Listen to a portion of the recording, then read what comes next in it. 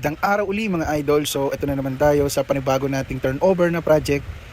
So yan, idedetalye ko lang sa inyo yung ibang mga ginawa natin. So napapansin nyo, steel matting at tubular ang ginamit natin. Ito ay pansamantala lang po nila sir na bakod. Totally, meron po talagang propose dito. So sa next budget nila sir, magagawa na natin ng buo yan. So punta po tayo sa likod, ipapakita namin sa inyo syempre yung perimeter nila. Ayan nga po, napapansin nyo, meron sila doon dirty kitchen extension. So yan po, modular po yan. At lahat ng po yan ay ginawa namin, totally finished na rin. So papakita rin namin sa inyo sa loob, papasok po tayo roon at para makita nyo naman ang kabuuan. So yan nga, papakita ko rin sa inyo yung garahe ng sasakyan nila sir. Yan po, totally gulong lang dyan. So pasok po tayo. Pasok tayo mga idol at yan po, may step. Siyempre sa entrance sila hindi naman mawawala yan para hindi gaanong maputik. Kung mapapansin nyo nga, malupa pa rito at yan may septic tank kaming nilagay dyan na bago. Yan, tatlo po ang clean out nyan. Yan po ay abang nila sir sakaling mag-extension na po sila ng second floor. So yan, naka-finish paint din po. Totally lalagyan po yan nila sir ng grass or damo, Carabao grass o kung anong gusto nila. Yan po, may ilaw din po kami nilagay dyan, bali 4 po yan. Yan po ay solar.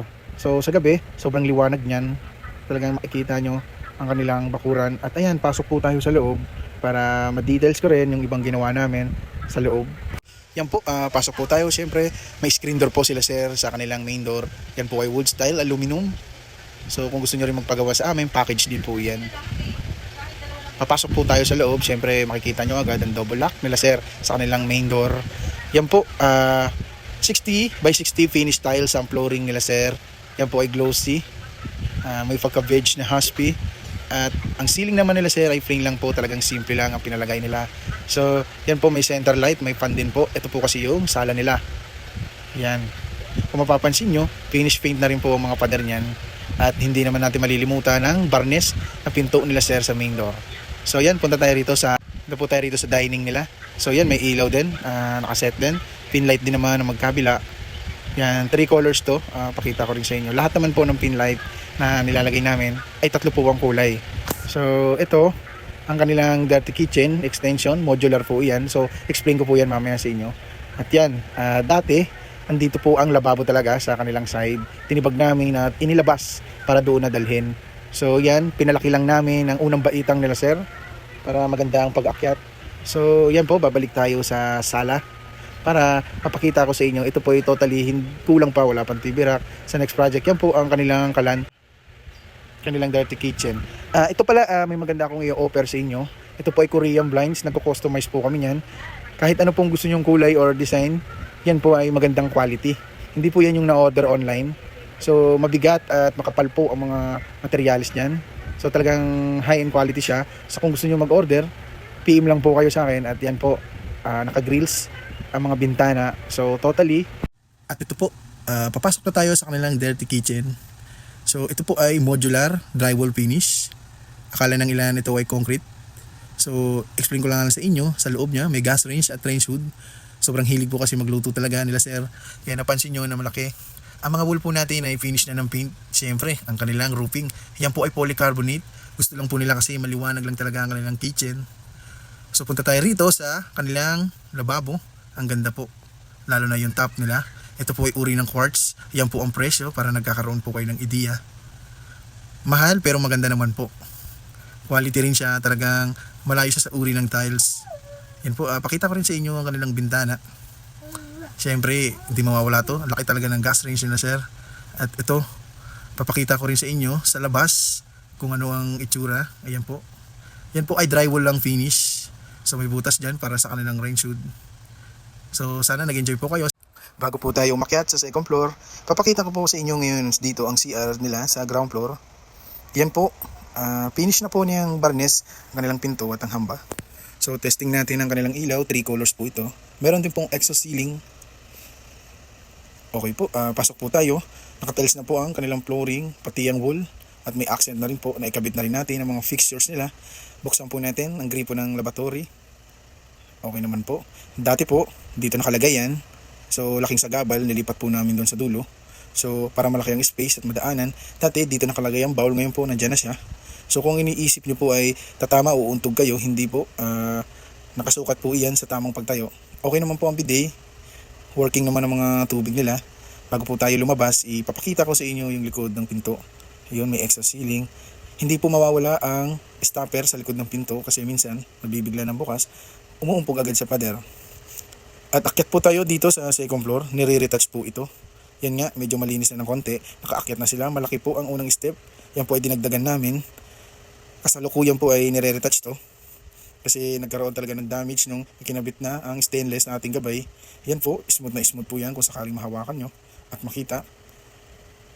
Yan, so sobrang daming damage talaga ng ginawa pero pa-turnover na kami. Na-retouch naman at naayos natin ng mabuti. So ngayon nga ay aakyat na tayo sa second floor para makita nyo yung ibang mga ginawa po namin doon. Tara, akyat po tayo. At ito na nga po, akyat na tayo sa second floor. Papakita ko lang po sa inyo yung pintuan ng CR at laundry area. So yun nga po, ang ganda ng hamba ng pinto nila sir. Ito po ay PVC na high quality na materials na talagang pang CR. Yan po, ito ang laundry area nila sir. Kasalukuyan po itong nililinis pa. So yan, dyan po ilalagay ang washing at may saksakan. May ilaw, syempre napaka-importante niyan. At lalong-lalo na ang exhaust ceiling. Yun nga po, medyo nililinis pa natin to para maganda naman po. At lilipat po tayo dito sa CR nila sir. Ito po ay simple lang pero maganda at malinis. Yun nga po, napaka-heart tayo sa ganda. Yan, ang flooring nila ay matte, gray, slate. O yun po, may accent din. So pag nakita nyo itong hambarin nila sir, magandang quality po ito. Yan po, may shower enclosure. So dito tayo sa kanilang laboratory at papakita ko sa inyo kung gaano kaganda at kasimple to. Yan, may drawer, lagayan ng mga gamit o bagay na gusto nyong ilagay. At syempre, may ilaw din po ito sa kanilang salamin. Yun po. Diyan po ay pwede kayo maglagay ng mga bagay din na kung anong gusto nyo, shampoo, sabon, etc. Yan, patayin po natin, testing. Meron din po itong saksakan. Kung kayo po may electronic shaves o pang-ahit sa bigote, pwede po yan, dito nyo saksak. Okay po ang gripo nito, working na working. Yan, ang ganda ng gripo nila sir. Dito naman tayo sa kanilang bowl. Hindi mawawala ang tissue syempre. Lagayan po ng tissue yan at panlinis ng bowl. May brush. So mga nakarang araw na test na namin to, okay naman po ito. Ngayon ay binalikan natin para ipakita lang sa inyo kung gaano kalinis at kasimple ang kanilang CR. So buksan natin. Yan. Testing. Ay, napatay ko pala. Sorry. Buksan ulit natin. Yun, okay naman po ang bidet nila. Yan. Okay. Simple lang din. At ngayon, papakita ko rin sa inyo itong shower nila. So dito muna tayo sa ilaw nila. Maliwanag po talaga rito sa CR nila kasi dalawa ang ilaw. 3 colors din po ito. Siyempre exhaust fan, exhaust ceiling, hindi po mawawala, sorry. So depende sa kulay na gusto nyo, 3 colors naman to. Kung maliligo kayo, kung ano pong trip nyo. Depende pa rin po sa kung anong trip nyo yung ilaw. So papakita ko rin sa inyo ngayon ang kanilang shower enclosure. Ito po ay naka-tempered, so matibay po yan. Sliding din po ang flooring at yan po ay nakaklebe na maayos para sa pagsashower nyo ay hindi po talaga may stuck ang tubig. Ayan, at kinabit na rin namin yung lagay ng towel or damit. At yan, explain ko sa inyo. Number 1, syempre may heater sila sir. Yan, may outlet supply, lagayan ng sabon. Shower nilang napakaganda at lagayan ng sabon. Syempre, ang kanilang strainer sa pagligo. Ayan po. At pupunta po tayo ngayon sa kanilang master bedroom. Yan po, buksan natin. Ang kanilang pong lock ay smart lock or sabihin na nating digital na rin. Yan po, may password. So wala pa naman yan. Kaya pa naman mabuksan ng susi ngayon kasi totally di pa nakakalipat sila sir. Yan po, ito po ang kanilang master. Parehas lang din po ng tiles na sa ground floor. Ang mga ilaw po ay mga fin light. 3 colors din po. Yan po, medyo malaki talaga yung master nila sir. At maayos at malinis na po ito. Marami rin pong outlet yan. Nakabarnes din po ang pinto nila dito sa terrace. At syempre, di mawawala ang grills. At ang Korean blinds. Ang Korean blinds po, uulitin ko lang din. Kami po ay nagko-customize yan. Kung anong gusto nyo design o color, PM lang po kayo. Free estimate po para malaman nyo rin kung magkano yung magagastos nyo. Yan nga po, ginagrout pa tong terrace, tiniles din. Yan.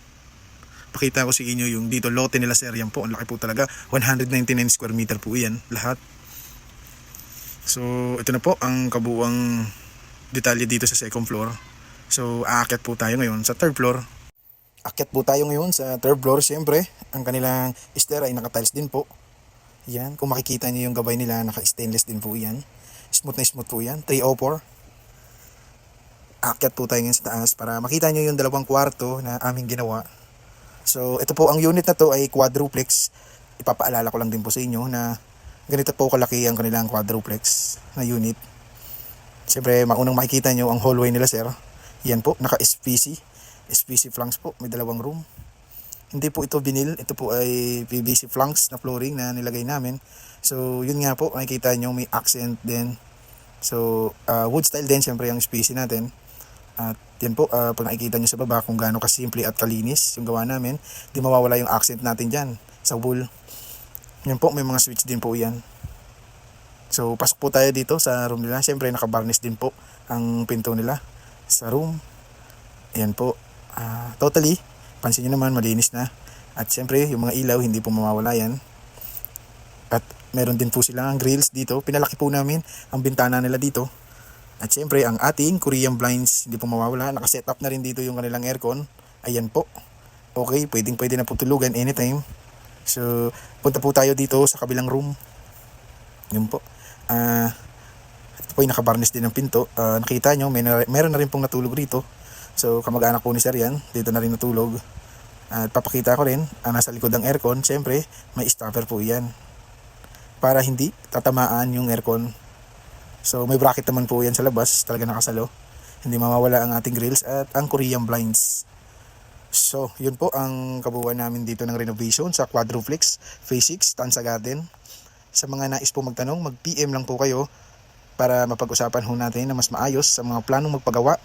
Huwag po kayong mahihiyang magtanong para malaman nyo at magkaroon kayo ng ideya. Sana na-enjoy po kayo, sana mapanood nyo ang full video namin. Maraming salamat.